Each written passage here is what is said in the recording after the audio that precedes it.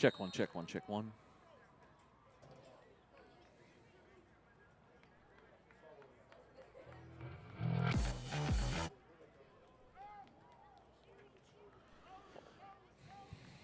Yeah, I mean, the one on over the field house is off. Yeah.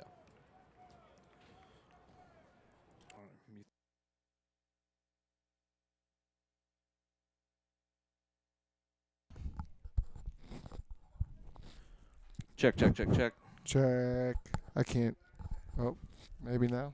Check, check, check. 1, 2, 3. Check, check, check. All right, I got you. I got you. Check, check, checkity check. I've got me. I've got There's you. Field. Okay. All right, we're good on that. I'm going to mute him back. Why am I getting short with this microphone cord? This is brand new. And this board is pretty new, too. All right. We got our timer going.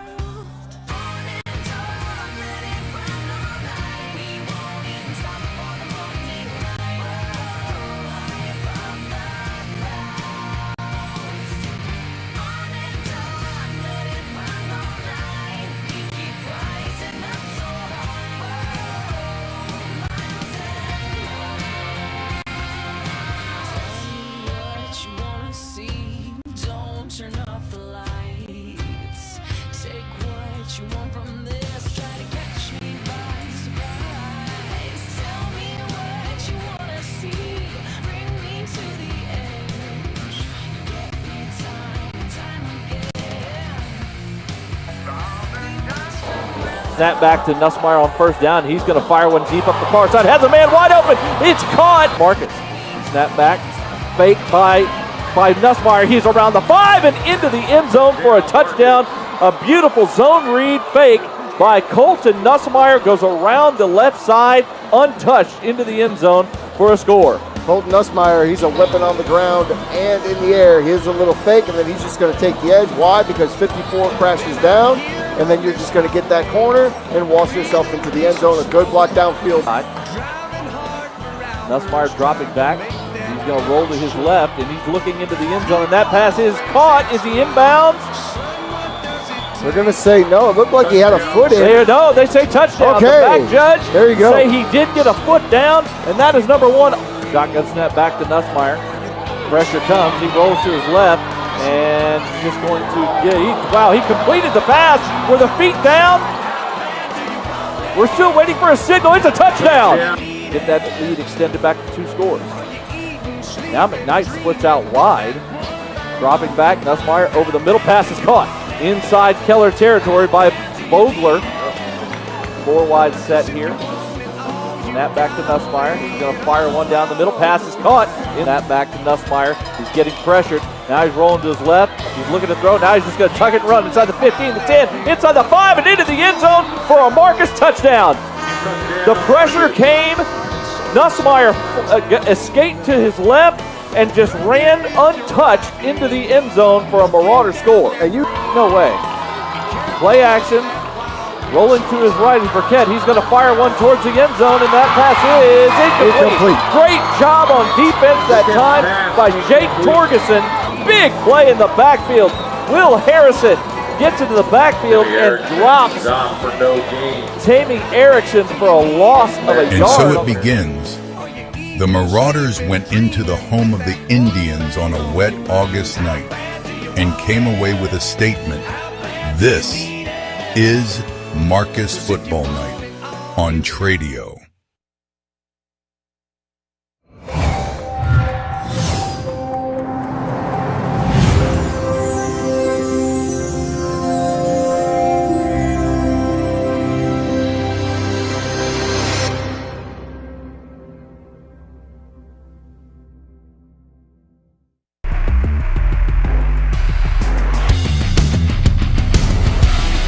Into the end zone.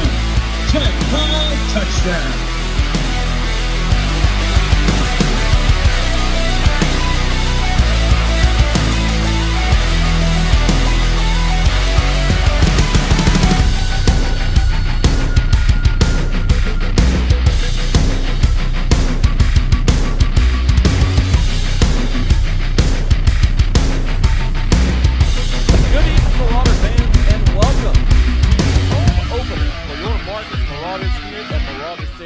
In Flower Mound, Jacob Dedamore and Tim Smith here with you on Tradio, ready to bring you this home opener on senior night. Like last week in the season opener at Keller, we have been delayed by weather in the area, but the teams are coming back. The Marauders, at least, are out on the field and getting warmed up. I haven't seen the Colts come out of their locker room yet, but the Marauders are getting warmed up. The timer on the clock on the new scoreboard over in the south end zone is counting down, and we are going to be getting underway here in the next 20 minutes or so. Last week, the season opener for the Marauders did end in victory as they were able to hold off the Keller Indians 31-28. The Arlington Colts come into tonight out of 8-6A. They are also 1-0 after a 36-20 win over Mesquite last week. They were led by running back Max Revier, who had 89 yards and a touchdown rushing. And as a team, they had almost 200 yards on the ground. Tim, we're finally, 2 weeks in a row, having to deal with a little bit of Mother Nature action delaying the start here, but it does look like we're going to be getting underway here in just a little bit. Well, what's a game day without some sort of delay so far in 2025?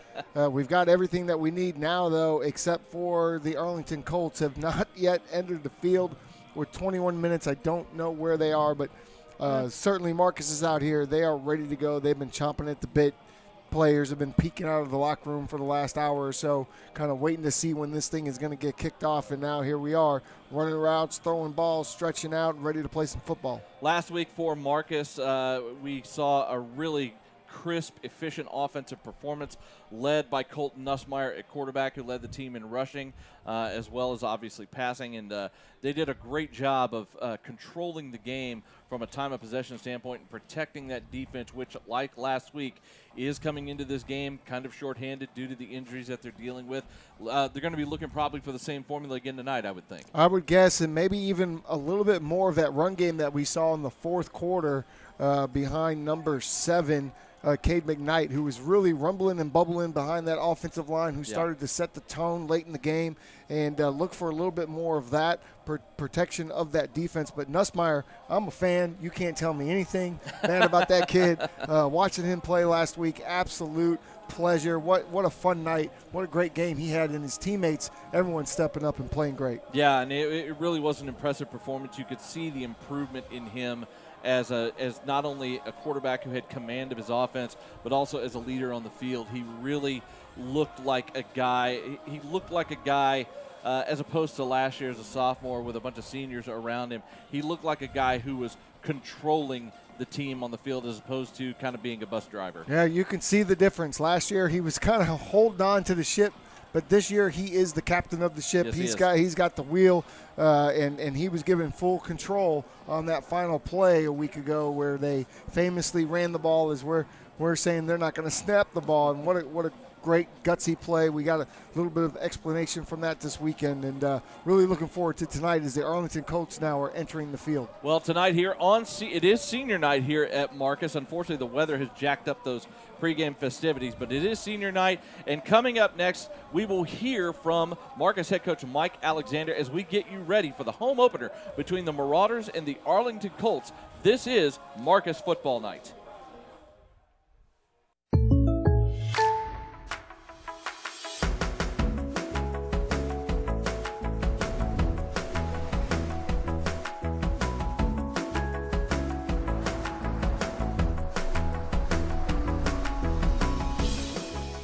The State Farm Personal Price Plan helps you create an affordable price just for you. Contact Mike Bean for your personal price plan today.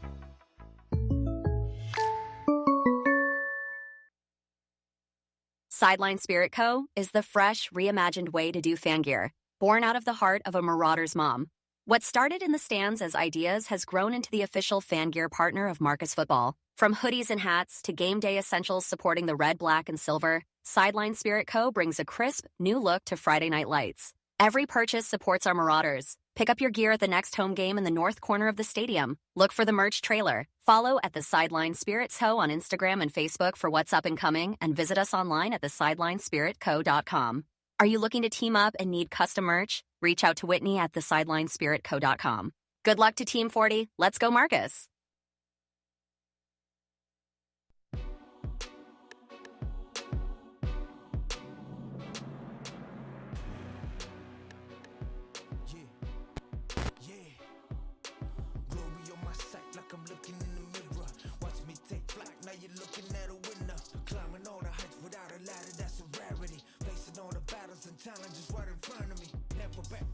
Welcome back to Marcus Football Night. This is Jacob Dedamore along with my broadcast partner Tim Smith, and we are speaking right now with Marcus head coach Mike Alexander. Coach, always great to start with a win, of course.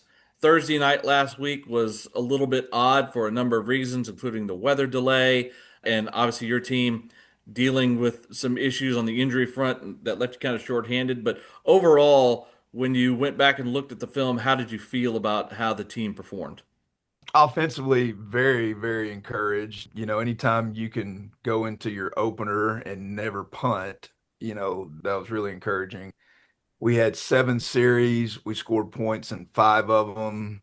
One right before half was a 2-minute drill that ended with a missed field goal where we kind of mishandled the placement of the ball.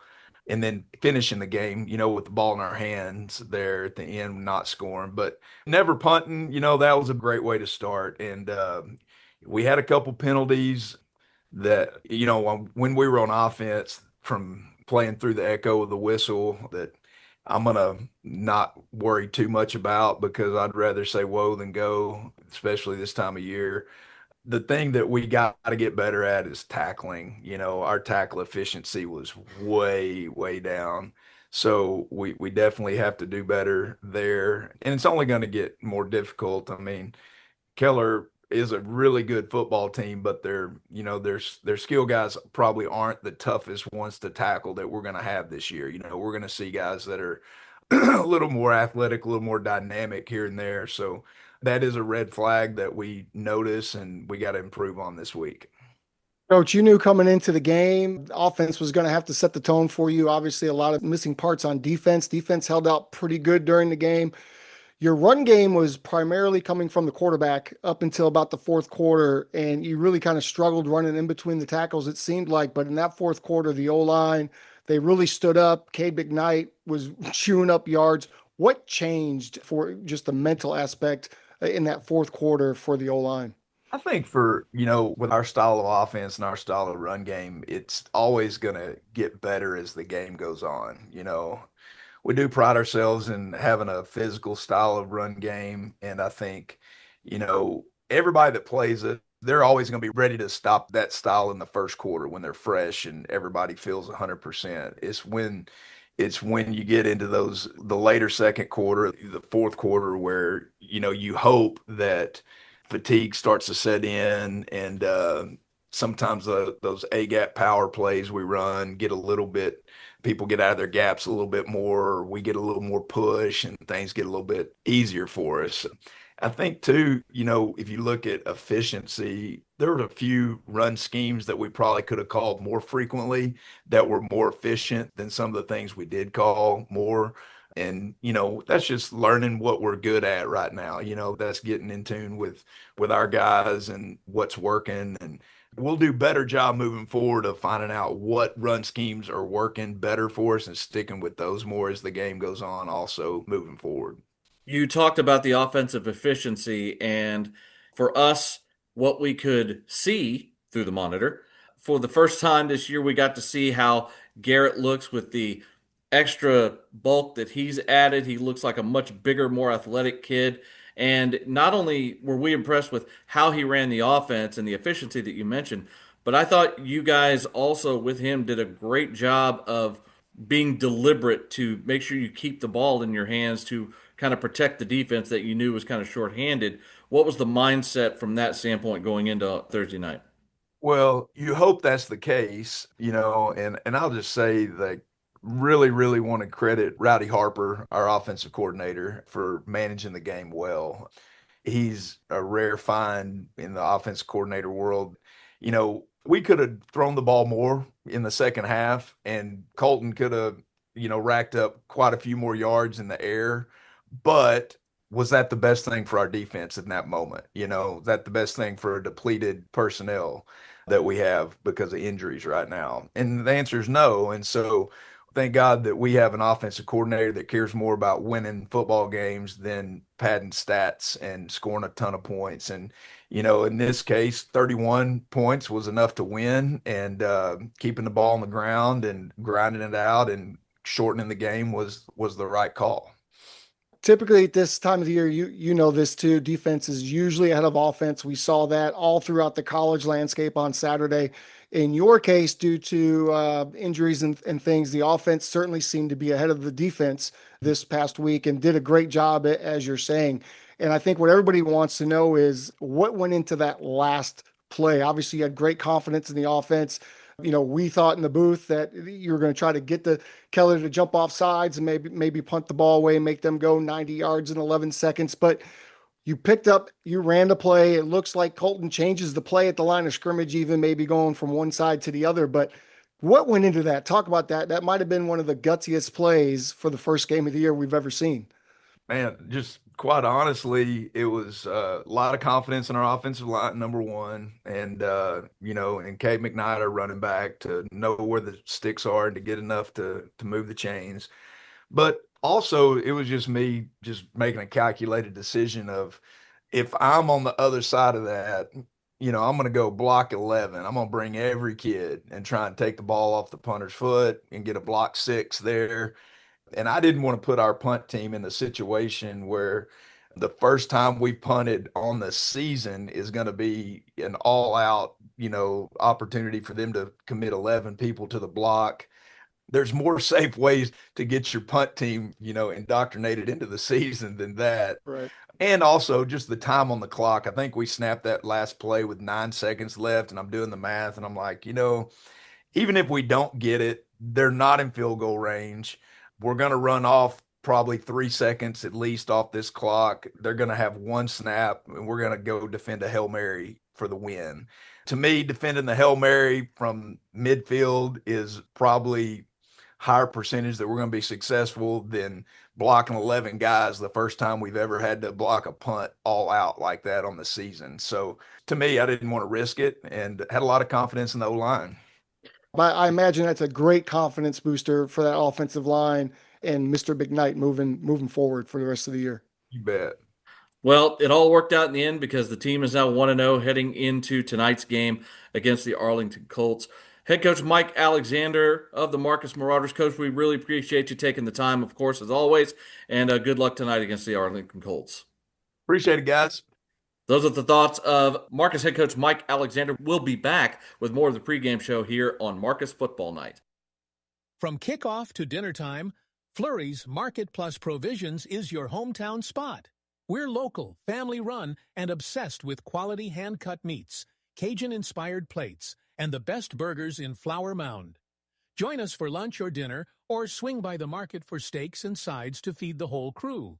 Flurry's is proud to support Marcus High School and the community we call home. Flurry's Market Plus Provisions. Local. Quality. Community. Go Marauders. Are you ready to score big in the game of home ownership? Southern Collective Realty is here to get you into the end zone of your dream home. Hi, I'm Amy Turner, and I'm the broker and owner of Southern Collective Realty. I've been a Marcus mom for the last 6 amazing years and a great supporter of the Marauders. I'm Sarah Grant, and I'm proud to be a Marauder mom and aunt. Together we bring in over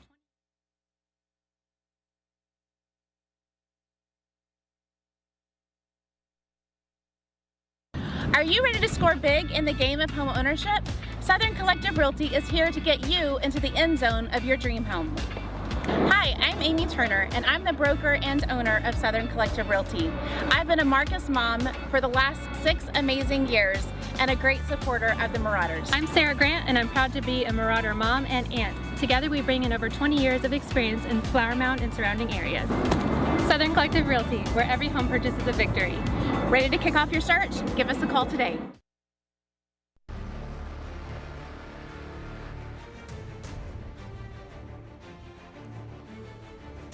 Welcome back to Marcus Football Night here from Marauder Stadium in Flower Mound. Jacob Dedamore and Tim Smith here with you. As you can see on the field right now, the senior night festivities, truncated though they are taking place on the field tonight as all of the seniors for not only the members of the football team but also the support staff, the spirit groups, all of them are all getting recognized tonight. That's one of the unfortunate things about weather. We saw this last week in Keller. Keller, for their opener at home last week, was trying to do their senior night stuff too. Then the same thing happened. But you can see it all taking place down on the field right now.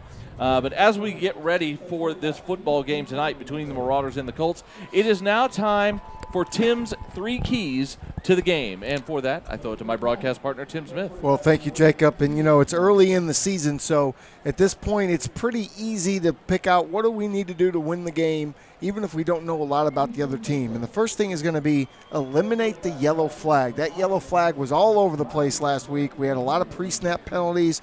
We had some silly mental mistakes. We need to eliminate those, get rid of those yellow flags. The next, pound the rock, man. We know we can throw the ball. We can throw it all over the yard. But in that fourth quarter, Marcus proved that they can run the football down your throat as well. Let's get that going a little bit earlier, and then let's get some play action working off of that. And then lastly, it's the first home game of the season, senior night. We've been waiting for 2 hours for kickoff. Yeah. Put on a show, especially the seniors that are out there. Go ahead, let it all hang out, fly around the field, make plays.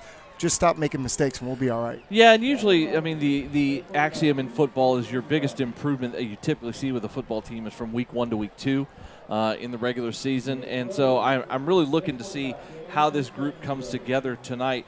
You mentioned the run game and get that going a little earlier.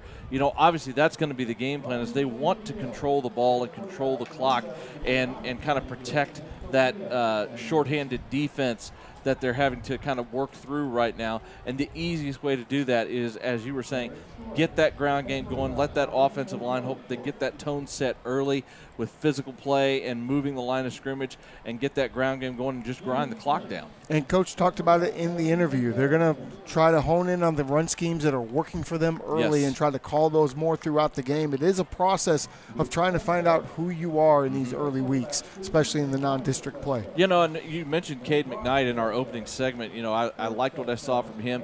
He's a big, strong load to try and take down. But I also liked what I saw from the senior Carter Francis, number 2, last week.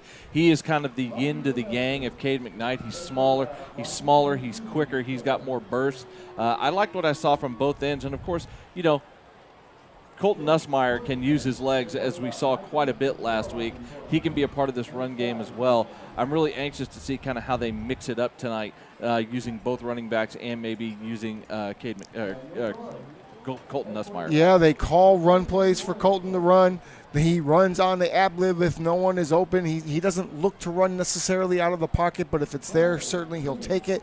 I love what they're doing with him. He's just athletic enough, and he's very athletic, right? But he's not the guy that you think of when you think, hey, let's run our quarterback on quarterback sweeps and let's run a lot of zone reads and these types of things. But he will sneak up on you, and he'll take off on that 40-yard run down the sidelines. And he's got some wiggle in him too. We saw him shake some kids out of their shoes last week as well. So he'll run around you, he'll run through you, he'll run over you. Doesn't matter how he gets it done. And then I agree with you. I think Francis was a great, little thunder and lightning kind of approach, right? You've got the big McKnight, and then you've got the quicker kind of slasher back. So you've got a lot of options there. You've got good receivers, good tight ends, good blocking at the point of attack. That O-line did show its nastiness last week, and I think we'll only see more of that as the season progresses. Well, and defensively tonight, one of the things Coach also mentioned in the interview was the tackling.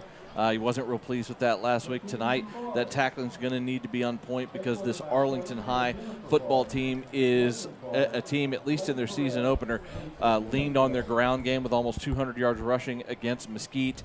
So the tackling is definitely going to need to be better than it was last week, regardless of who's on the field. Yeah, I mean, last year we had a back-and-forth game here there at Choctaw, but this year we see Arlington a lot like the defensive Marcus. They lost a lot of seniors that were big contributors a year ago, and so even though they're coming off the win a week ago, they're still trying to figure out who they are as well. So it's going to be one of those little chess matches both on their own sideline and with the opposition. Well, let's go ahead and look at the starting lineups for your Marcus Marauders, and we will start on the offensive side of the ball when the Marauders have the rock in their possession. And, of course, up front, you have the big senior-laden offensive line. These guys set the tone last week, especially in that fourth quarter. At left tackle, senior Frank Adams, senior Jimmy Graham at left guard, junior Grant Gager at the center position, senior Matthew Willett at right guard, and senior Rhett Harmon manning the right tackle position. We move on now to the receivers for this Marcus Marauders football team. Unfortunately, tonight, PC Carter, which you see on our graphic here, he is out with injury tonight, and what they've done to compensate for that, you'll still have Jamison Mayfield on one side, and what they've done is they're moving Austin Allen, number 1, from his normal slot position at the quick H to the outside that Z position that PC Charming typically mans. And then, of course, last week we saw the debut of Bear Colger, the sophomore tight end, who really, I thought, had a really good debut as a sophomore. You could see the weapon that he is going to become. Yeah, Colger was really pivotal last week, especially on third downs, catching those tough passes over the middle, and what a great run blocker as well. Of course, tonight you obviously have the junior Colton Nussmeier leading the way. Cade McKnight, the big senior, 225-pound tailback in the backfield next to him. That big H-back, number 2 tight end Gavin Huffman is out there. And as I said, Austin Allen will be moving from his slot position out to the outside. Number 12, Peyton Belton tonight will be starting at that quick H slot receiver position.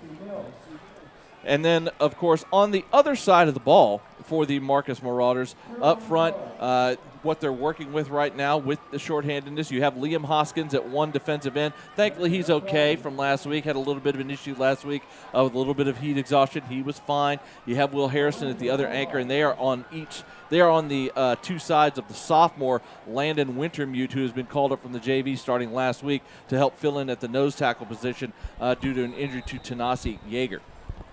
At the linebacker position, which I think linebacker position, Gage Patrick is starting in the middle. He led the team in tackles last week on defense. The senior Ryan San Miguel, Gage Patrick, a junior, of course, the senior Ryan San Miguel at one spot. And unfortunately, Cole Schott will not be starting tonight at the will linebacker position. He is also banged up. Tonight you will have the junior number 43, Caleb Hammer, starting at the will position in the linebacker corps. And then, of course, in the secondary, a little bit more experience. You have Easton Mitchell, the rover, kind of captaining things back there. Next to him is the freak position of Brady Moore, number 20. On the outside, Jake Torgerson, who I thought had a really solid game last week in his first start at cornerback, moving over from offense. The other side of him will be Noah Witter, the senior. And then Evan Sachs, the junior, number 17, is playing your bandit position. Those are your starting lineups for the Marcus Marauders. Looking at the other side of the ball with the Arlington Colts, offensively they will look like this. They have senior quarterback Coleman Cravens. Had a bit of a rough week passing, only 7 for 17 through the air. He is a returning starter for this offense. Coleman Cravens is number 1. At running back, they run usually a traditional 4-wide set. They do mix in a tight end, but normally you're going to see a lot of 4-wide from this Arlington Colts offense. Senior running back number 22, Max Revier, is going to be with him in the backfield.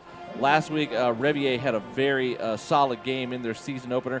89 yards and a touchdown on only 9 carries for Max Revier last week in that run game for the Arlington Colts.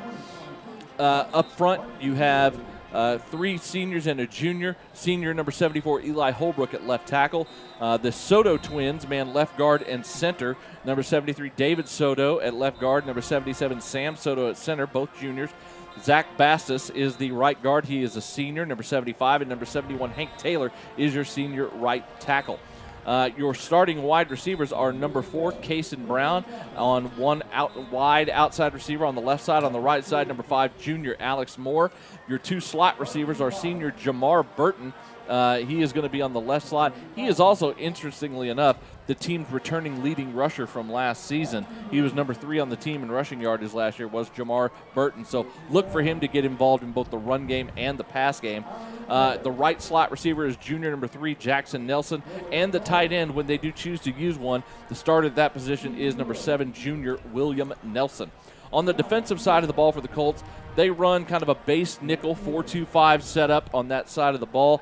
And up front, they are senior laden, or 3 seniors and a sophomore up front. At left defensive end is sophomore number 11, Aaron Bishop, the only sophomore on either side of the ball in the starting lineup.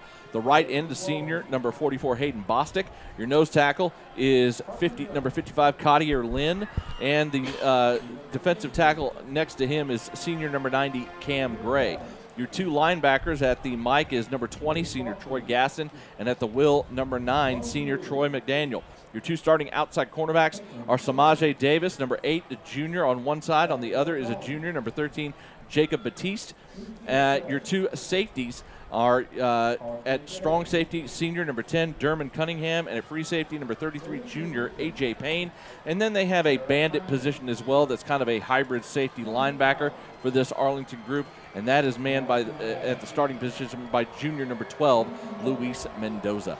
Those are the starting lineups for the Arlington Colts. Looks like the Marcus Marauders, the Colts just came out of their little blow-up mascot in the south end of the stadium. The Marcus Marauders are about to come out onto the field to play as well. And we are really close to getting started here in week 2 of the high school football season here in Flower Mound. Marcus will receive, Jacob, so they will start on offense. All right. Just like last week, Marcus won the toss and chose to take the ball.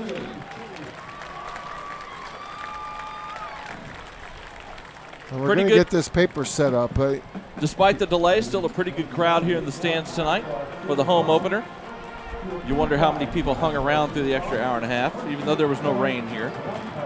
No rain at all. I think they just had to be out of the seats. Yeah. They're setting up this paper. They had some problem with the paper a year ago.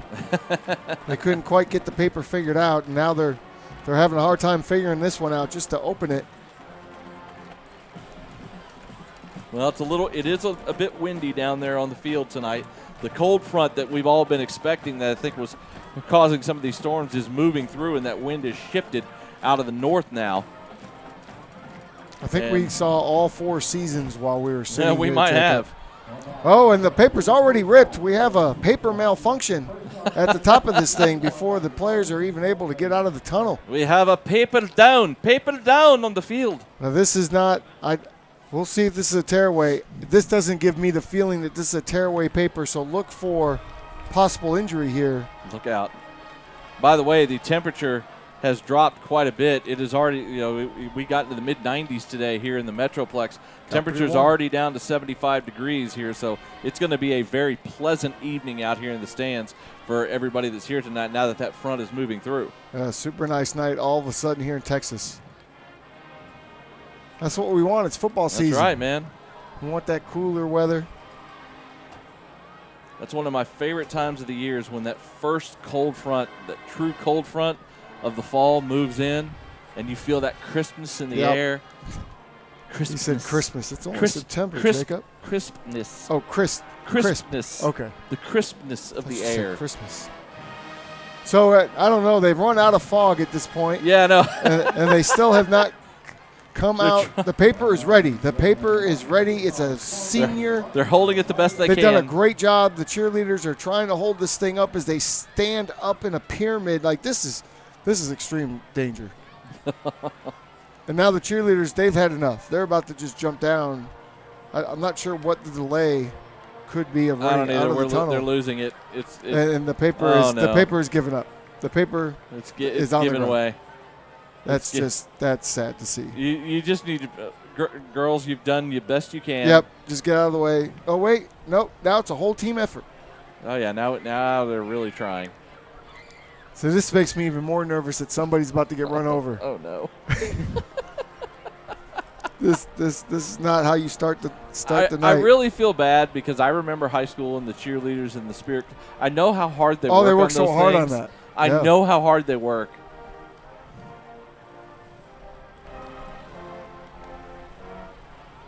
Coach Alexander, he's just there off to the sides with the young Pee Wee players. He doesn't know what to think of what's going on. The Marcus alma mater was just played by the Marauder band. Here we go. Oh, we're revving up. We got the flag wave. It's almost 8:45. Let's do it. Let's go. Anytime there, Logan. And here they come through the paper. And there's paper everywhere. As I said, the tearaway paper is the way to go, the Velcro. Let's get some Velcro. Nobody's down. Everybody's okay. We made it through. All right. Okay, we can move on. Time to play some football, maybe. Let's do it.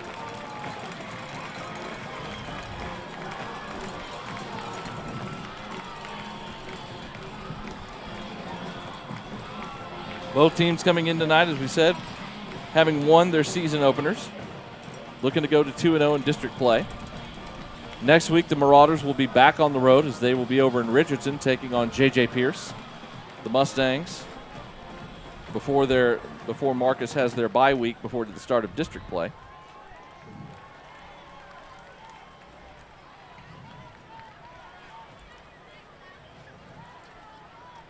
And again, this for Coach Alexander, I know these non-district games, obviously you're trying to get ready for district play, but also there is an element of let's just see if we can get through these games. Yeah, because of all the injuries with all the injuries they sustained, of course, sustained a few more last week, and that gets tough on a football team, even with a bye week. Coming up, you want to be healthy going into district. At this point, kind of looking like a little bit of a mash unit, and you just want to stop the bleeding, so to speak, if you can. And I know that is the hope that Coach Alexander has expressed to us, is that a lot of these kids who have missed last week and tonight, that most of these kids will be back by the start of district play. Got the color guard making their way to midfield. And we will go ahead and take it down to the public address announcer as we have our national anthem.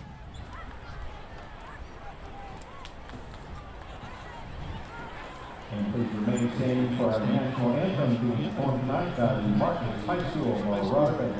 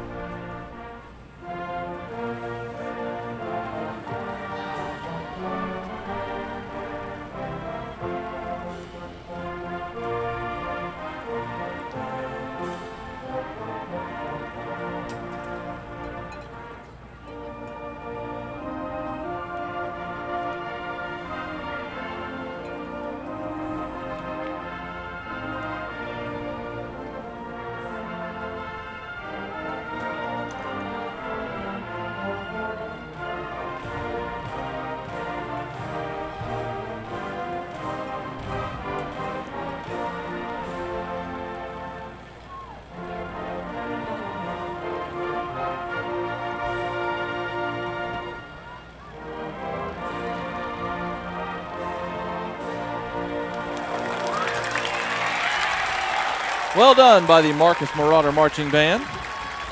And we are going to be ready to go here in just a moment. The Marauders in their traditional home red with white numbers. The silver pants with red and black stripes down each leg. The silver Marcus helmet with the red M outlined in black and white on either side. The Arlington Colts tonight are in their road whites with forest green numbers, white pants with a green stripe down each side, a green helmet with a white horseshoe on either side.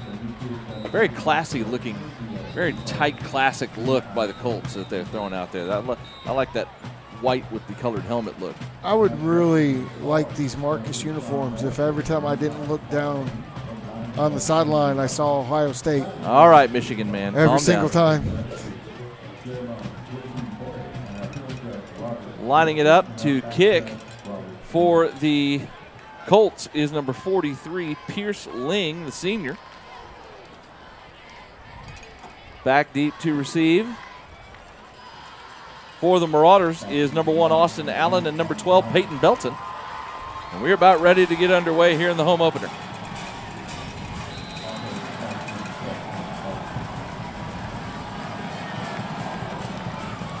Nice deep kick that's going to carry into the end zone and be taken for the touchback by Austin Allen. And the Marauders will start at their own 25-yard line with Colton Nussmeier taking over. Last week, Colton Nussmeier, 20 of 27 through the air for 181 yards and 2 touchdowns passing. He also led the Marauders in rushing, 9 carries for 88 yards and 2 rushing touchdowns. Colton Nussmeier was the offense last week for this Marcus squad. And Mr. Do-It-All last week, but also got a lot of his teammates involved. He did. And they're starting with Nussmeier under center in a tight 3-wide formation. It's going to be a handoff to McKnight, and he's got room up the middle and into the second level, out past the 40 to about the 44-yard line. That'll be a 19-yard gain to get things started in the first down.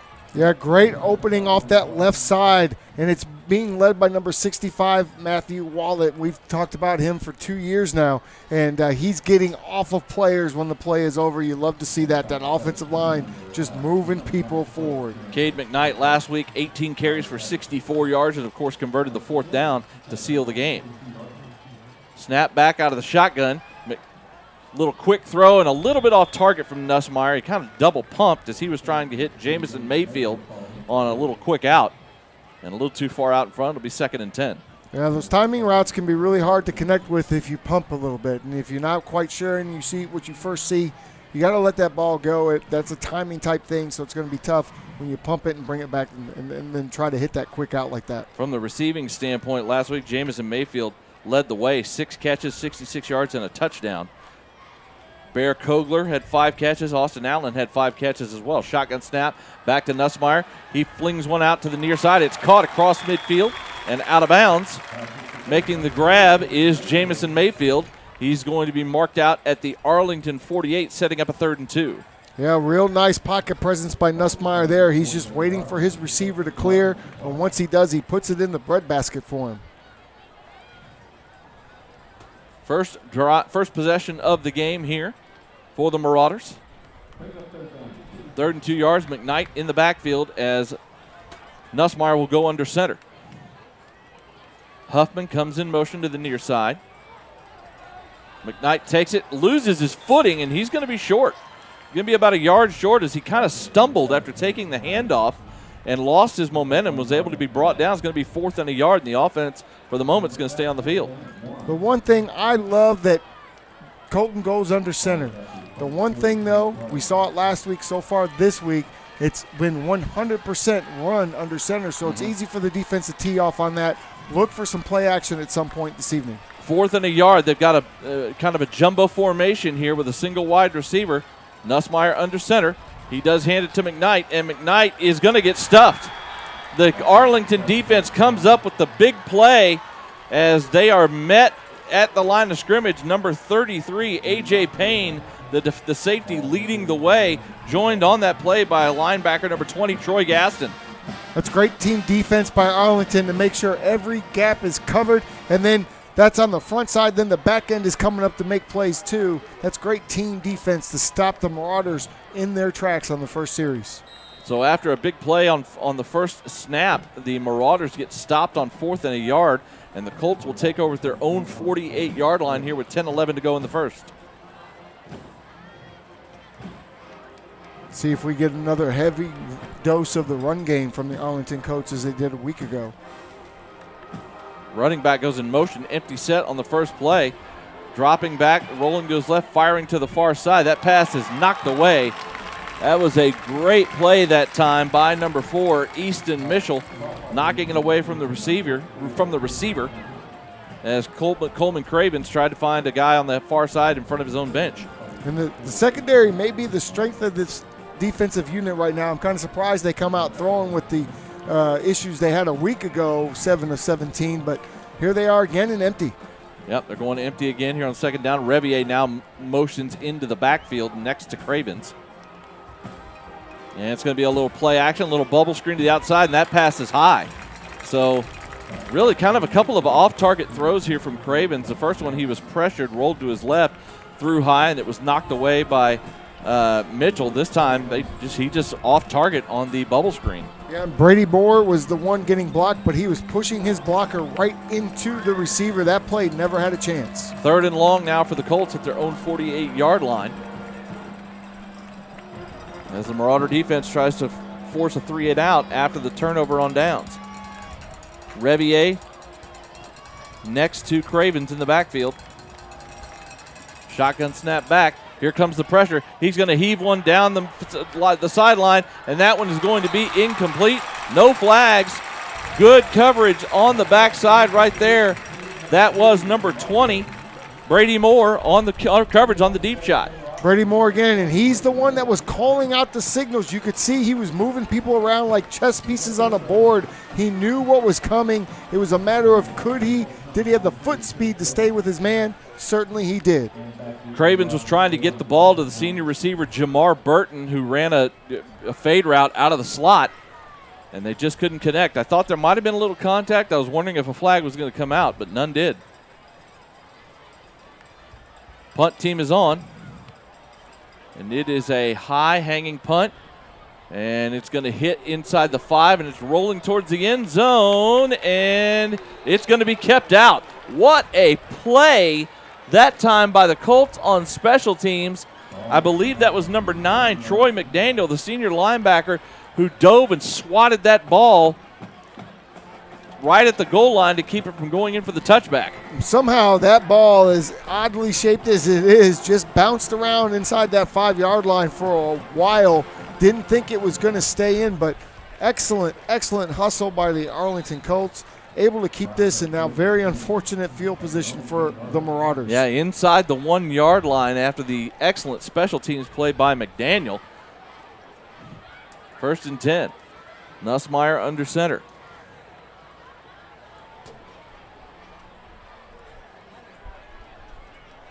And he's going to hand it to Carter, and it's up the middle. Nice tackle breaking out past the 5, out to about the 7 as Carter Francis.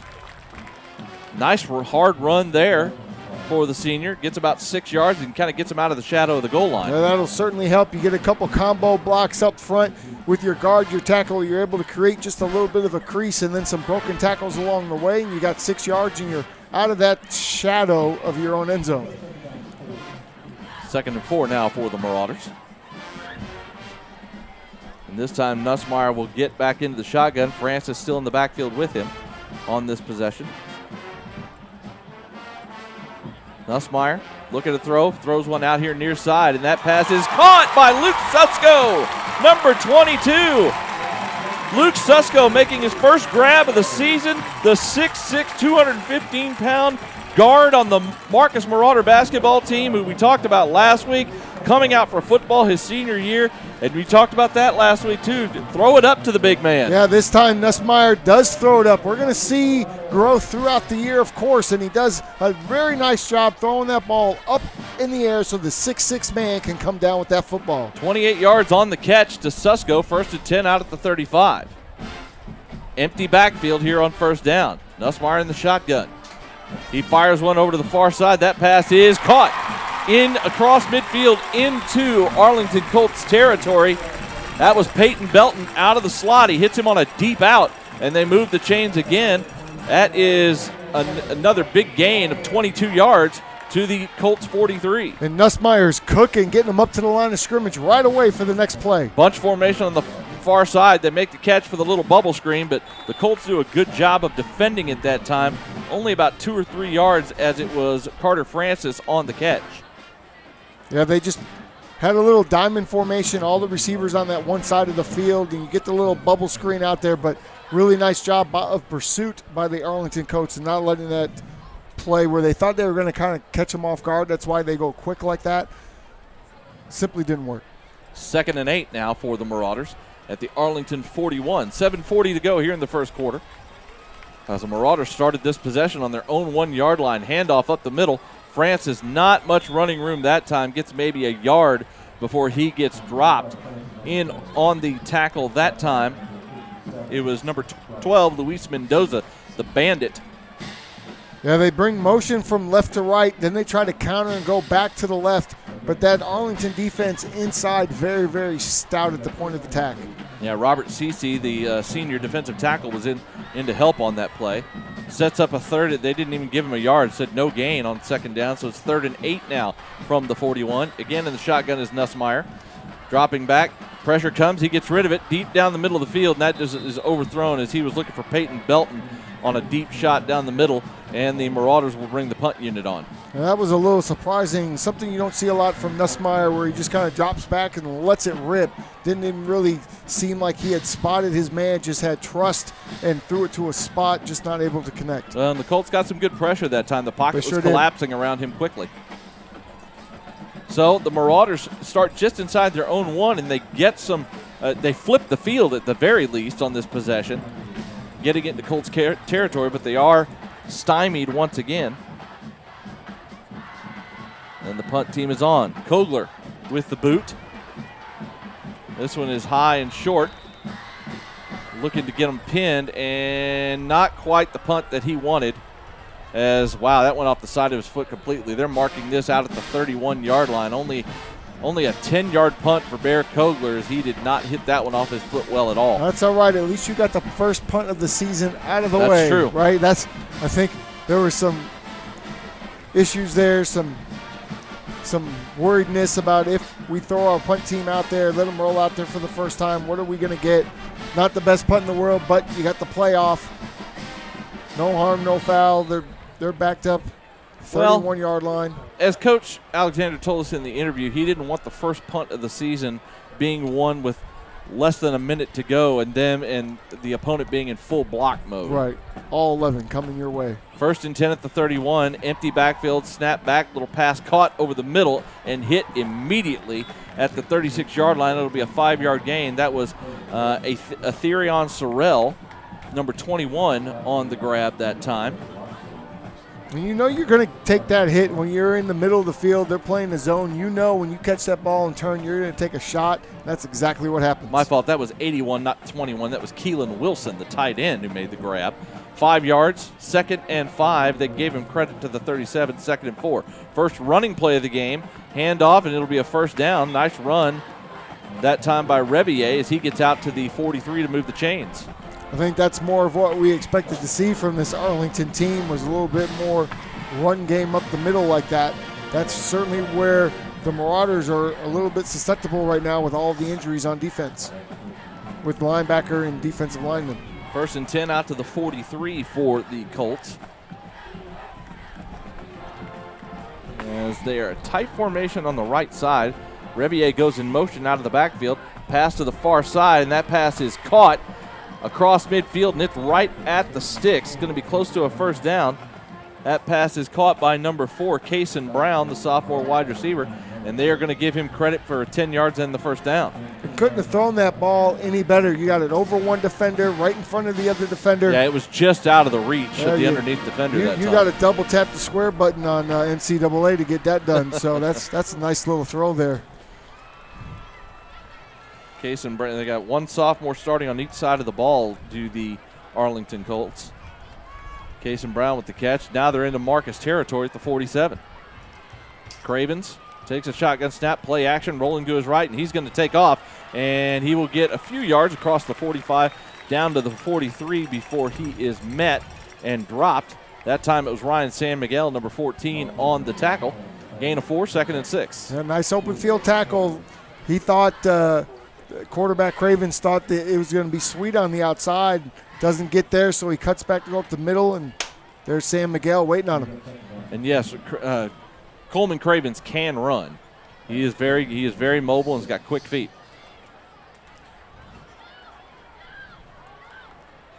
Snap back again, play action. Cravens flings it out to the near side. Pass is caught inside the 35 down to the 34. That one caught by Alex Moore, the junior wide receiver. And the Colts have a nice drive going here. 1st and 10 at the Marauder 34. Cravens seems to be in a little bit of a zone, right? He seems to be in a flow where he's just catching, setting up his feet, getting the ball out. Receivers are catching the ball. When you can throw in rhythm like this, it makes it a little bit easier on your offense. 1st and 10 for the Colts now. Just 4:10 left to go here in the first quarter. Shotgun snap back. Handoff up the middle to Revy. Nope, play action. A little fling out to the far side. Flag comes in inside the offensive line. That pass was caught by the tight end, number 81, Keelan Wilson, on the little play action RPO, but this may be coming back as the umpire threw that in the area of holding. Actually, that's going to be an illegal man downfield, yep. And that's what you get with some of these RPOs, yep. And that took a little bit longer than usual. I was with you. I thought it was a run as well. So when you take a little bit longer to get that ball out sometimes, I mean, the lineman's going to sneak downfield. You only get, I think it's 2 yards in high school. Yeah. So he was just probably 3 yards downfield, and unfortunate that's a big play. It's going to come back. Yeah, that was a very slow developing RPO, and it wipes out about an 8-yard gain, and it comes back to the 39 now, 1st and 15. Just got to be careful with that as a lineman. You just never know if the ball's being handed off or not behind you. Yeah, it's tough for those big guys up front, those kind of plays. The timing has to be there. The ball has to come out faster. Yep. 1st and 15 now, and now we have a stoppage. I think we have a delay of game. Yeah, the Colts didn't get the play off in time, so they're going to back them up 5 more. Well, these can be drive killers, especially when you have a couple of these penalties in a row. You take away a big play, now you're back up 5 more yards, and if you're the Colts, you've got some problems offensively. Now it's 1st and 20 for Arlington at the Marcus 44. 3 receivers to the far side, single receiver here on the near side. Revier in the backfield. Now Revier goes in motion, snap back to Cravens. He's going to step up in the pocket, fire one over the middle, and it is going to be knocked away. Great play that time by Easton Mitchell, who came up and just reached over the top of the receiver and batted that pass away. Yeah, they bring the running back in motion. They want you to think that they have a chance to throw that, but the corner sits out on that, so then the quarterback says, well, maybe I can run. Well, that squeezes down pretty quickly, so his third option is to try to throw it to that curl route, but Easton Mitchell is not having any of it, knocks it away. Second pass knocked away by Easton Mitchell in this game in the first quarter already. Just under 3.5 minutes to go here in the first quarter. 2nd and 20 now for the Colts. Snap back to Cravens. A little bubble screen set up to the near side. Pass is caught. Good pursuit. It's only going to be about a 5-yard gain, maybe 6 on the tackle. Alex Moore made the catch, but a nice job of pursuit by the Marcus defense to limit the gain on that play. Yeah, with 33, Will Harrison, we know he's all over the place all the time, and he's the one that's able to make the pursuit and make that tackle. And now they've got 3rd and 12 or so. 3rd and 14 to be specific. 14, yep. Very long. From the Marcus 38-yard line. They're going to go empty here, at least for the moment. Marauders showing blitz. Now Revier comes in motion across the formation. Snap back to Cravens. Marauders back off. Passes on the far side. It is caught. A beautiful throw again from Cravens over Brady Moore, who was underneath defending. And a gorgeous catch on the far side. I believe that was Jamar Burton who made the catch, number 2, at the 20-yard line and a first down. Now you bring the running back in motion. He runs out into the flat, and then you have that slot man run that deep outside out. So now you're able to have the defender have to make a decision. Brady Moore comes up just a little bit too close to that running back and allows us a nice little alley for Cravens, who's been on fire with his arm on this drive. 1st and 10 at the 20 now after that big 3rd and 14 conversion. Snap back to Cravens. He fires one quickly to the near side. Pass is caught at the 10 and stopped right there. That was Jake Torgerson on the tackle. They're going to mark it at the 9, so that'll be 11 yards and a first down. Again, making the catch was Alex Moore. You're right, a lot of these, they are really, this possession has been a lot of quick throws here by Cravens. And now they're going tempo, quickly snapping the ball, handoff to Revier. He goes over the right side, inside the 5, down to the 4, maybe the 3. Good strong run by Revier, gain of 5 to the 4-yard line. Anytime you see linemen, offensive linemen, and they are rolling on top of defensive players in the end zone, that was a good run for the offense. 2nd and goal now at the 4-yard line for the Colts, who have really put together an impressive drive here. 1.5 minutes to go here in the first quarter. Now a shift by the 2 tight ends. Snap back, hand up. Nope, it's going to be kept by Cravens, and he'll follow Revier into the end zone on a little quarterback draw for a touchdown, and the Colts strike first. It looks like he's going to hand the ball off, but he doesn't. Oop-de-oop, he rolls around and goes right behind those running backs for the easy score.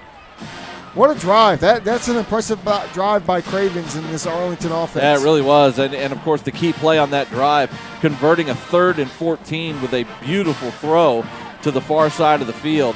And the Colts strike first. Snap on the extra point is down. The kick is low, but the kick is good by Pierce Ling. And with 1:18 to go here in the first quarter, the Arlington Colts have taken a 7-0 lead over the Marauders. This is Marcus Football Night. I've been practicing law for 30 years. I have said one phrase more than any other. Why didn't you call me sooner? There are ways to accomplish the same goals in litigation from a perspective of finding solutions to complex problems as opposed to winning. I firmly believe that if you think you need a lawyer, you need to come in and talk to one. We would be more than happy to guide you so that you don't have to guess.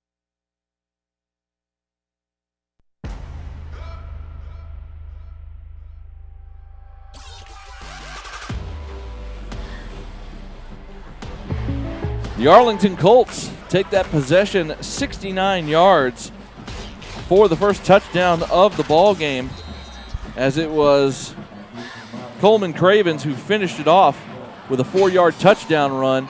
And again, just a spectacular drive put together by the Colts offense to get things to get the scoring started here tonight. This kickoff is high, and it will take Austin Allen into the end zone for the touchback, and the Marauders will start at their own 25-yard line as they trail for the first time this season. Yeah, and they started to get something going on the last drive and then had the stall out, so now you have to really kind of just continue to grow off of that, and you have to answer here, right? Yep. I mean, this is why this offense is built for this. You have to come out and answer.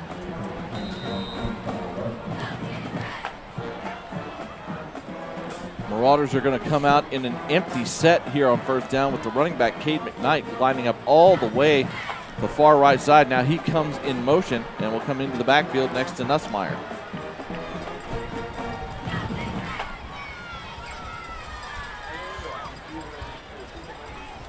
Nussmeier takes a shotgun snap, fires one to the far side. Flag comes in the middle of the line as the pass was incomplete. It was good coverage. Looked like he was going for Jamison Mayfield on the far side, and they could not connect. Actually, that was Roman Katab, I think, number 6, who he was trying to hit. Good coverage on the outside by number 13, Jacob Batiste. Looked like he was just trying to hit that back shoulder because the coverage was so good. But the defender was able to squeeze him into that sideline and nowhere to really squeeze that ball in, and now a penalty on top of it. Yeah, it wouldn't have mattered anyways. They did have a holding penalty. Back this up to the 15.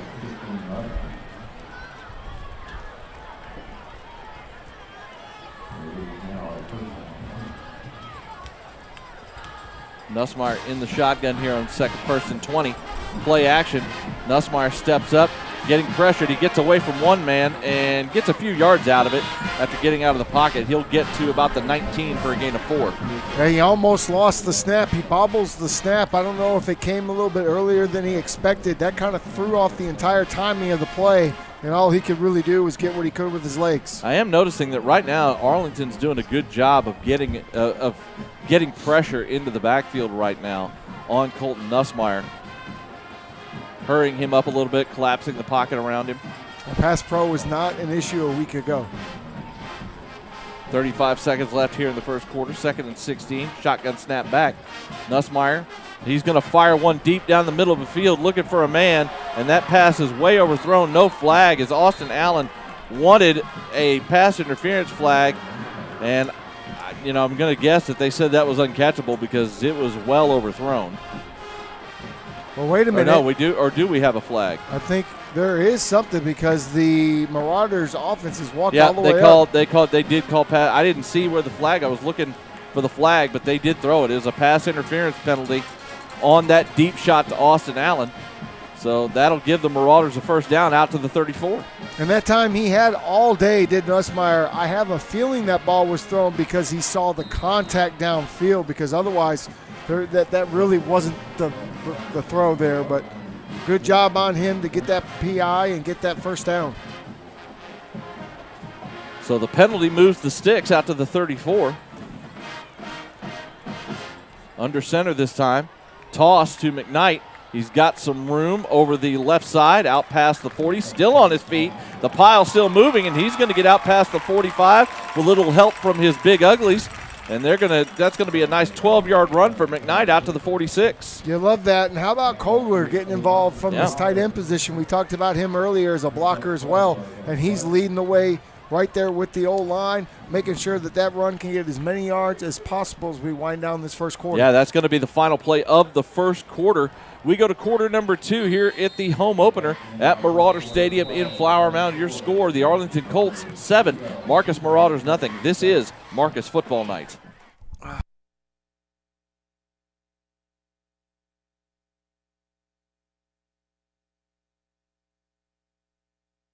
Sideline Spirit Co. is the fresh, reimagined way to do fan gear, born out of the heart of a Marauders mom.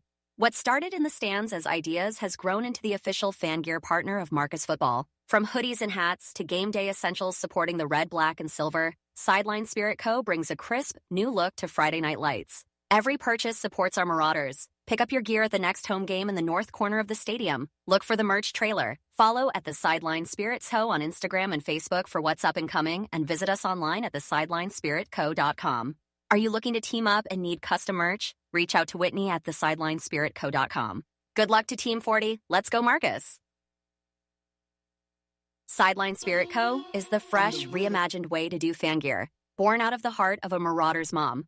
What started in the stands as ideas has grown into the official fan gear partner of Marcus Football. From hoodies and hats to game day essentials supporting the red, black, and silver.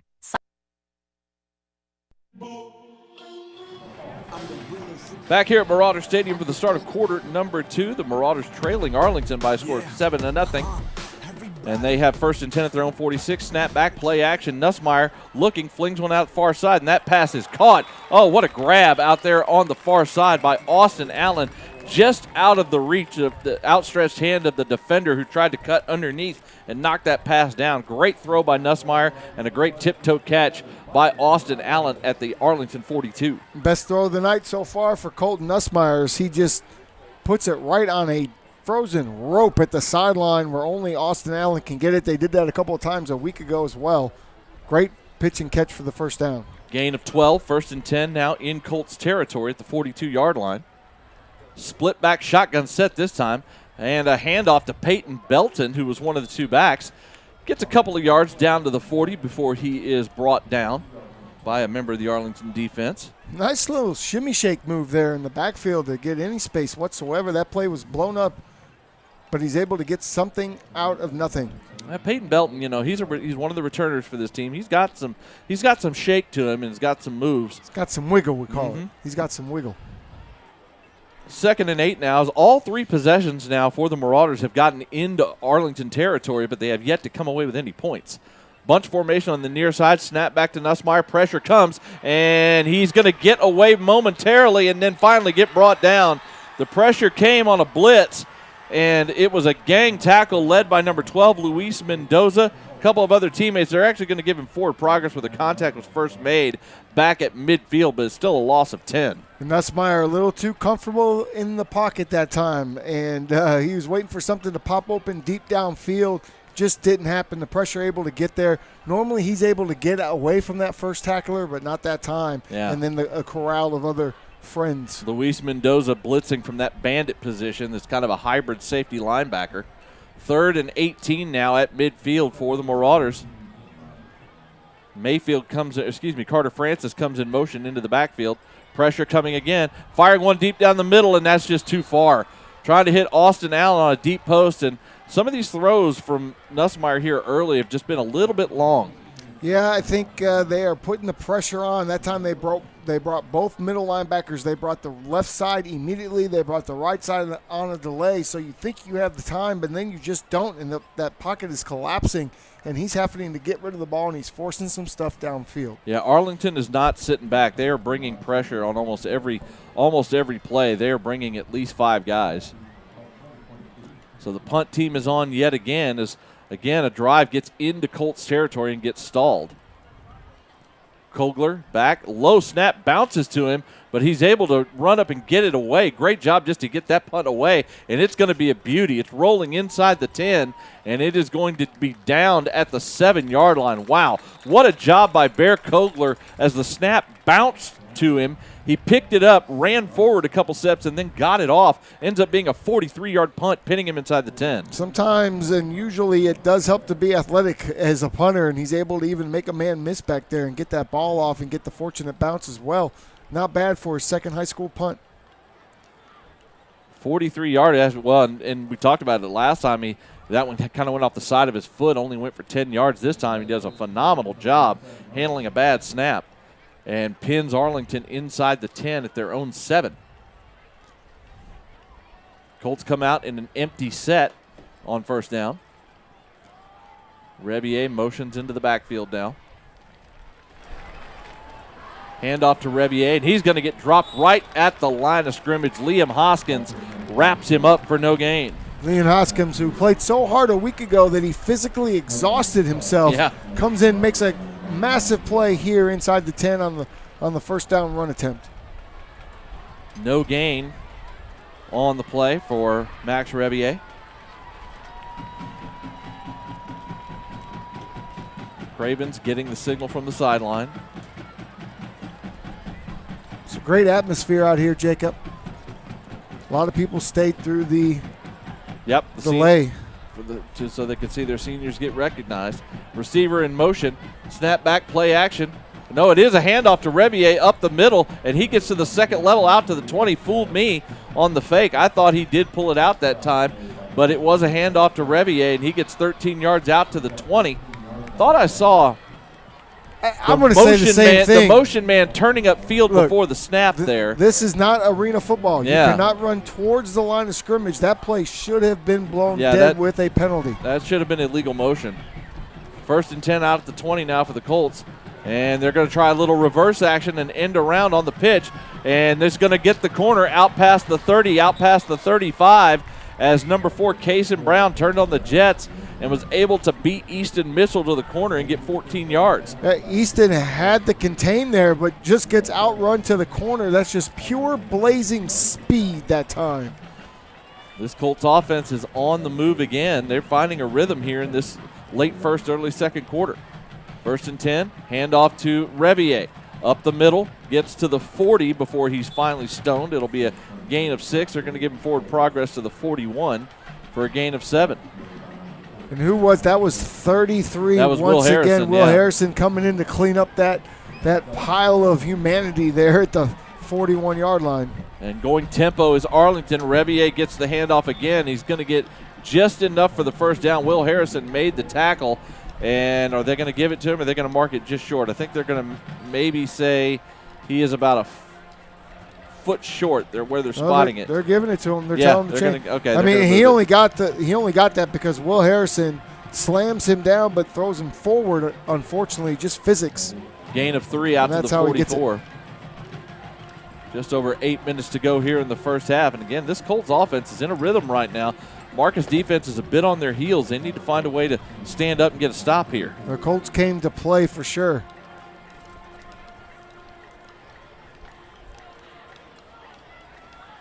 This time Cravens pulls it out on the zone read action. He's running to the corner. Here comes a flag. We may get a hold as the receiver number 2, Jamar Burton, is staring at the officials as 2 flags came in. And I think this one may be coming back.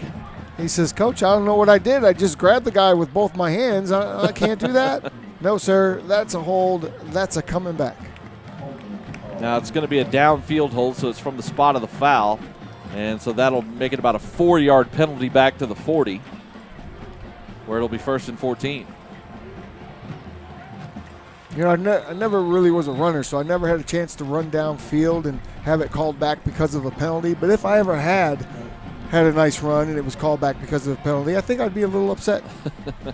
Not that I ever got to do that. Looked like Burton grabbed a hold of Easton Mitchell, who was trying to get to the outside. Snap back, Cravens dropping back, fires one over the middle. Pass is caught at midfield by Burton, who just committed the penalty. He gets all of that yardage back and more. Gain of 12 to the Marcus 48 to set up a 2nd and 2. Well, that's how you make up for the holding penalty. Just go sit in the zone, make yourself available to the quarterback, and then make a nice, easy catch and come close to getting that first down. This Arlington tempo is really having a good effect right now, as this time Cravens just takes the snap, goes around the end and up the sideline, gets the corner and turns on the Jets. He's out of bounds at the 35 for a gain of 13. There was a great block there by their running back. That's going to be number 22. Max Revier, yeah. Yeah, Revier makes a heck of a block on the outside to allow the quarterback to go ahead and get that corner. And then we saw a lot of speed from Craven there too.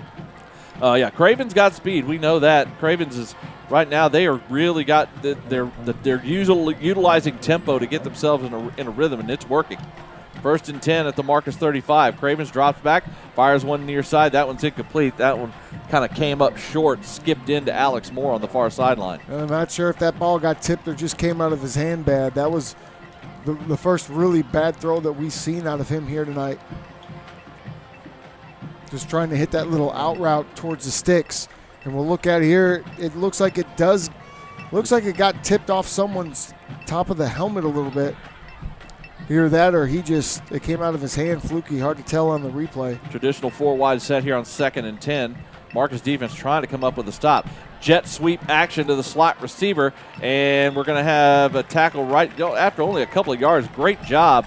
I think that was Easton Mitchell again getting a hand on the wide receiver number 3, Jackson Nelson, and just not letting go and dragging him down after only a gain of 3. It's one thing about these secondary players for Marcus, they're not afraid to come up and stick their nose in and make tackles. 3rd and 7 now. The Marauders in a position to get a stop here. Don't know if this will be 4-down territory from this spot for Arlington or not, but it's 3rd and 7 at the Marcus 32. 6:20 to go here in the first half. Revier goes out in motion, snap back to Cravens. Here comes the pressure. He flings one out, and we're going to have a flag, going to have a hold in the interior of the offensive line, as I think Cravens was just throwing that one away. Yeah, it looked like he's trying to set up the screen out here to number 4, Brown, but Marcus was all over it. They had defenders everywhere. They were all over it. I don't know if you might have had linemen too far downfield as well. And it was a holding penalty called, and Marcus has declined it to make it 4th and 7, and now it's decision time. It looks like Arlington's going to leave their offense on the field. This is probably a bit of no man's land for them. Going to make it 4th and 7 at the 32. That's why I thought maybe Marcus might take the penalty just to back him up for sure and make it 3rd and long. And now we're going to have a timeout, as looks like the Colts are going to use their first timeout. 6:10 to go in the first half. Marcus trailing 7-0 to the Colts, and the Colts facing a 4th down. Take a quick break here. This is Marcus Football Night.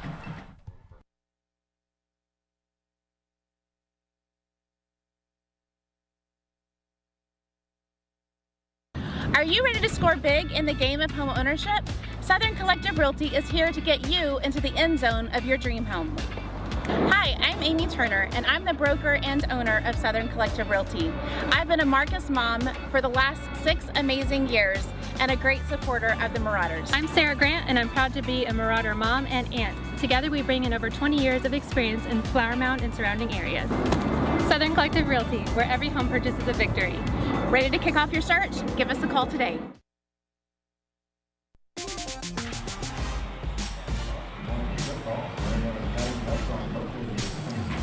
It's 4th down and 7 for the Arlington Colts at the Marcus 32 after the Marauders got a stop on 3rd down and declined the holding penalty.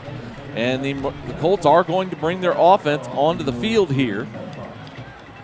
Like I was telling you before the break, I thought maybe Marcus might take that penalty just to back him up for sure and then try to get another stop.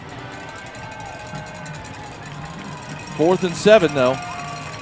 Running back in motion out of the backfield. Cravens drops back his shotgun. Here comes the blitz, and he is going to step away, and he's going to be on the move inside the 20, 25, inside the 20, and down to the 18. Cravens, that time the blitz came. He was able to step away from the pressure, and there was nobody home to stop him, and he gets a 1st down after a gain of 14 yards. And you could see that develop from up here.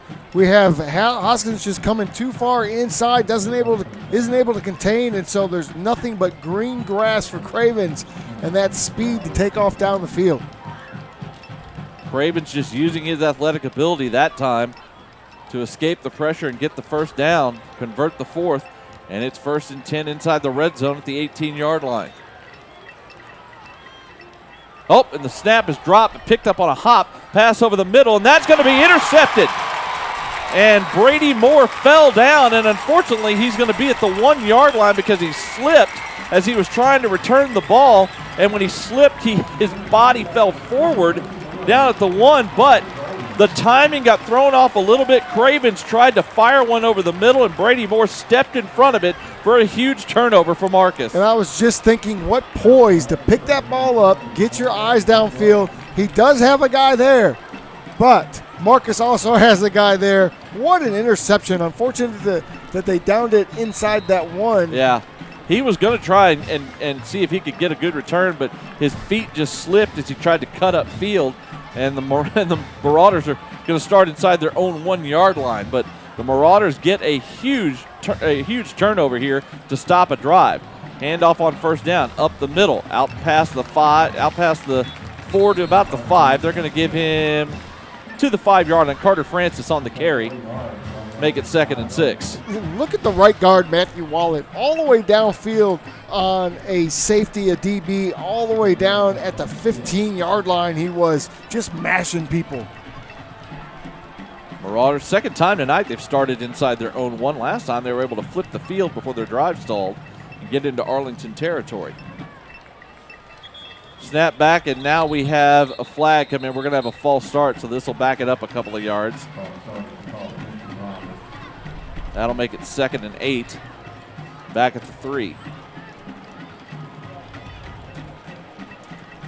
First penalty of the night on Marcus, I believe. Nope, they had a holding penalty earlier. They had a holding penalty. 2nd penalty of the night. You got to be really careful down here. Inside this, inside the 3? Yep, just inside the 3-yard line. A holding in the end zone is an automatic safety. Under center is Nussmeier, handoff, and they had a blitz from the outside that got home, and no gain that time for Carter Francis, as this Colts defense is really bringing heat off the edges right now with their linebackers. They have not been afraid to bring the heat all night long, whether it's been in pass or run situations. They've been bringing everybody, and they're going to continue, you imagine, at the 3-yard line to continue to bring that pressure. 3rd and 8 now for the Marauders. This time Nussmeier will go into the shotgun. Makes a check at the line of scrimmage.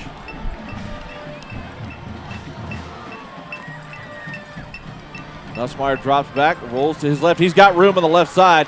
He's going to try and get up the field. Kind of runs through a tackle, and he's going to be it's going to be close. he kind of ran through a defender to try and get that first down, but it looks like he's going to be about a yard short, as he thought he had the room over there on the far side to get that first down. Well, he made that decision awfully quick. Not sure if that was the call play. I don't think it was because he set up early, but he made that decision awfully quick. I thought when he booted out, he was going to reset and look for somebody to throw to downfield, but Arlington looking for him, spying him, and not allowing Nussmeier to get the needed yards for the first down. So the punt team comes on.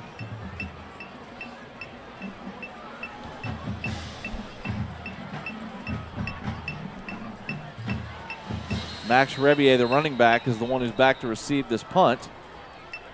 And we have a delay of game as the Marauders didn't get the punt team out quickly enough. So that'll back it up 5 yards. Bear Kogler into punt. Did a great job last time after a bad snap. Now keep in mind, the punter is typically 14 yards away from the center. He's got to really shorten up. He's about 10 yards away from the deep snapper right now. Now he's backed up a little bit more. That's good, but he's only about 12 yards away. Good snap this time. And Kogler one-step punt. Line drive. It's caught by Rebier, so he's got room to run. Makes a man miss, and now a flag comes out. We had a tackle basically by the up man for Arlington. I believe that was number 33, A.J. Payne, who just wrapped up one of the members of the punt team for Marcus, and so we'll back this up 10 yards. But again, Kogler, good snap that time, and a good job by Kogler getting rid of it quickly. Kogler's done a great job outside of the first, kind of off his side of his foot punt, which I'm not a punter, so I don't know how controllable that is, but he's done a really nice job in 2 tough, tricky situations so far. Yeah, after the penalty, it's going to end up being about a 41, 42-yard punt. And the Colts will take over at their own 49-yard line with 2:45 to go here in the first quarter. They do have 2 timeouts to play with, plus the 2-minute warning. I've been impressed with this Colts unit so far on both sides of the ball. Well, they certainly came to make a statement, even though they've had to reload a little bit this year. Cravens with the shotgun snap back, fires one near side. That pass is complete at about the Marcus 40, 41-yard line. Pass is caught by Kason Brown. Sophomore having a good solid first half here.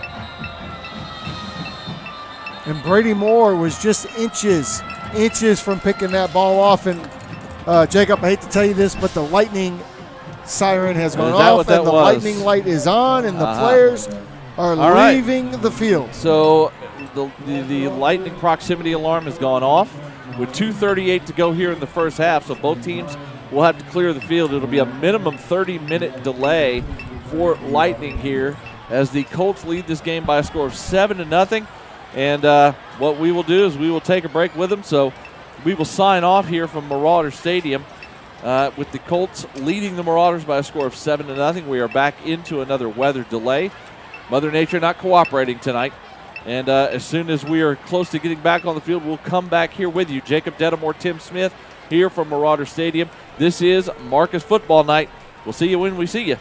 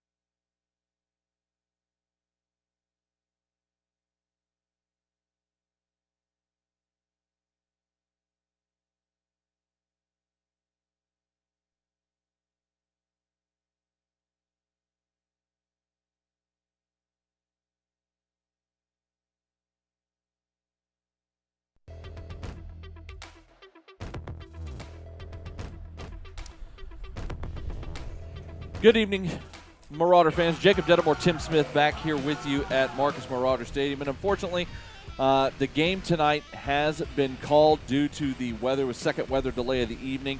And we have reached a point in the night where this game has been declared a no contest. It'll basically just be a canceled football game. No win, no loss for either side. It was 7-0 Arlington with 2:38 to go in the first half when this game was called for the second time tonight due to lightning. The lightning alarms detectors are still going off right now as we have just passed 10 o'clock in the evening, and the game has been called for tonight. So, unfortunately, we will not get to see the rest of this game. Kind of feel bad a little bit for the Arlington Colts because they were playing a good, solid game, and they're not going to get a result out of this tonight. But that's how it is here in high school football in Texas. Nothing you can do about Mother Nature. So, no contest tonight. And, I guess if you're Coach Alexander, you won't get a loss tonight, but definitely some things in that first half that you got on tape that you are going to have to make some corrections for. Yeah, that's probably the positive of this is you get a lot to look at, a lot to work on without the loss taste in your mouth. So there's going to be plenty for them to do, and I'm sure they're going to get started back to work first thing tomorrow morning. Well, that's going to do it for us here tonight at Marauder Stadium. Unfortunately, a very muted senior night that kind of got ruined by Mother Nature. The Marauders will be back on the field next Friday as they will be in Richardson to take on the J.J. Pierce Mustangs. Again, this game called a no contest tonight between the Marauders and the Colts. So until next week when we see you over in Richardson, for Tim Smith and I am Jacob Dedamore, we will see you guys next week. Everybody have a safe weekend, and go Marcus.